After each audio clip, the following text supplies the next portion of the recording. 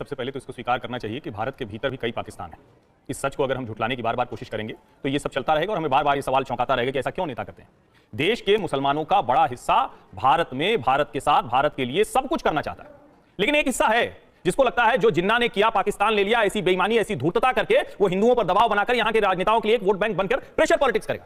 दुर्भाग्य ये कि कांग्रेस पार्टी, जिसको मुस्लिम लीग के रहते एक समय में कहा जाता था 1930, 35, 37, 38 तक कि ये हिंदू पार्टी है और मुस्लिम लीग मुस्लिम पार्टी है, मुस्लिम लीग क्या चली गई, वो मुस्लिम पार्टी हो गई। और मुस्लिम पार्टी भी हो जाती तो कोई दिक्कत नहीं थी।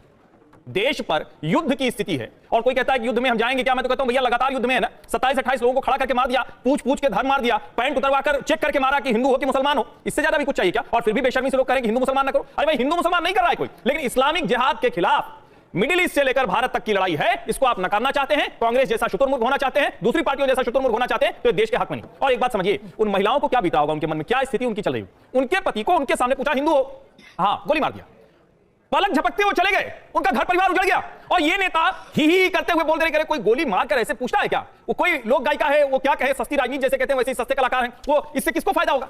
इस तरह की जब चर्चा की जाती है तो देश में विभाजन की नींव डाली जा रही। दुर्भाग्य से लोगों को लगता है कि यही तरीका है, हमें सत्ता नहीं मिल रही है तो हम इस तरह से विभाजन कराकर कुछ लाभ हासिल कर सकते हैं।